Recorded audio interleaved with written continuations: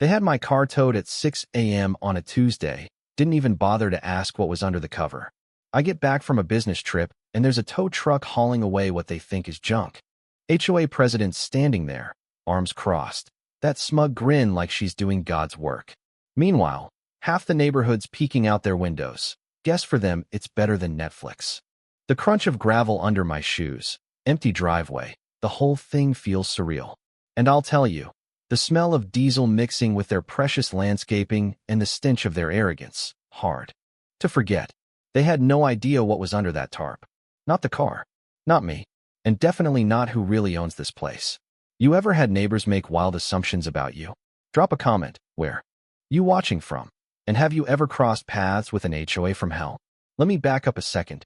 Name's Marcus, 48. 6 months ago, my life blew up in spectacular fashion.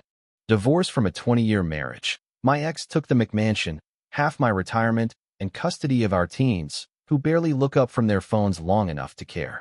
So I'm starting over, late 40s. Licking my wounds.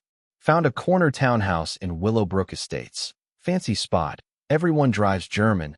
Grass is so manicured it might as well be AstroTurf. What got me, though, was the 3-car garage. Because I'd inherited something special from my Uncle Raymond, a 1967 Ferrari 275 GTB. Uncle Ray was eccentric, always saying, real value hides in plain sight. People see what they expect, not what's there. The Ferrari looked rough on the outside, but underneath, museum quality. I threw a tarp over it, just to keep the dust off while I figured out a restoration plan.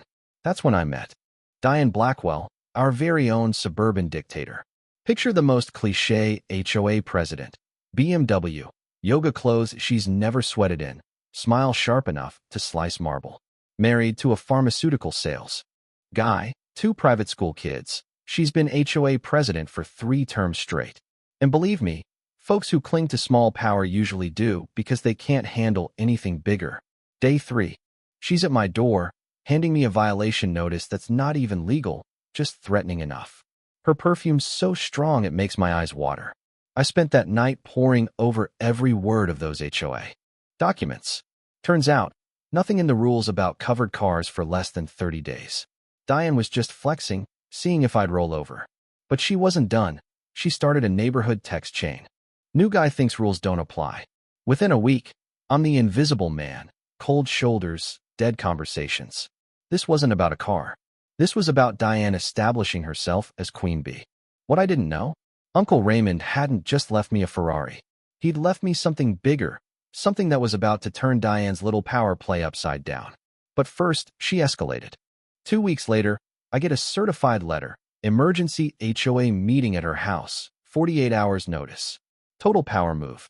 That night, I show up, cookie-cutter colonial, vanilla candles, Craig already 2 beers deep. She set up a courtroom at her kitchen island, board members behind the counter, me in the hot seat. She slides a folder across, complaints, Ring doorbell screenshots, property value graphs. From Google, she says, we have standards. I slide my own folder over, every page of the covenants, highlighted, section 4.27, covered vehicles allowed for 30 days, section 6.1.3, written notice. Required before violations. Show me where I broke the rules. Board members start squirming. One coughs, another suggests they table for legal review. Diane looks like she's chewing on nails. They back down for now. But the next morning, 3 piles of dog crap on my lawn and an anonymous note. Trashy car for trashy people. Then I catch Diane showing a house nearby, telling a couple that new residents are dragging down property values. That's when it clicks. She's running a racket, pushing out who she doesn't like and cashing in on the turnover. I do what any tech exec would. Install a security system, cloud backups, all angles. While I'm doing that, I start digging through Uncle Ray's files, and there it is, folder labeled Willowbrook Development, 1987. Turns out, Uncle Ray was the original developer. He owned the land under all 847 homes through a company called Meridian Holdings. All these folks, including Diane, technically leased the ground their houses sat on from me. Their HOA payments? Part of it came straight to my company. I'm floored. Before I even process all that, Diane comes at me with her brother-in-law, lawyer, Brandon, a guy who looks like he bought his suit at a yard sale. They corner me at my mailbox. Brandon says I've got 72 hours to remove the car or face legal action. I check his credentials. He's a DUI specialist, no HOA authority. So I call up our actual HOA lawyer and bring her in on speakerphone, right at Diane's door. She confirms Brandon has no authority. Diane turns 10 shades of red. That's when things start unraveling. For her, word gets out, neighbors apologize, a Willowbrook Truth social account pops up exposing Diane's antics. But Diane doesn't let up. Next comes an emergency vote to change the rules retroactively and kick me out. She fills the meeting with proxy voters, her real estate buddies, people who don't even live here. I cross-check every name. Turns out half the votes are bogus. But she pushes through her amendment anyway and posts a violation notice under my door, authorizing the tow. By now, I've built an evidence packet for the state and called Angela Torres from Channel 7, who loves a good HOA scandal. And then comes Tuesday morning, the tow truck. I stroll out in my bathrobe, coffee in hand, while the neighborhood crowds around. I tell Diane, before you tow it, maybe you want to see what's under the cover. I pull the tarp and the morning sun hits that Ferrari, restored, every inch gleaming. The crowd gasps. Tow guy refuses to touch it. Diane starts sputtering. Then I drop the real bomb. Diane, you've been trying to tow your landlord's car. You pay ground lease to my company. You've been harassing your own landlord. Diane looks like she's about to faint, and the whole block is Googling ground lease on their phones. Within hours, Channel 7 is on the story. Neighbors are lining up to check out the Ferrari, and Diane's empire of fear collapses. But she's not done. She tries to smear me, claims I'm a scam artist, calls an emergency meeting to oust me.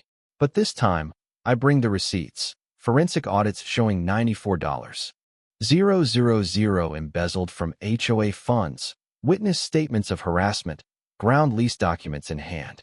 Board members start jumping ship. The final meeting, Angela from Channel 7 is rolling. Diane's voted out.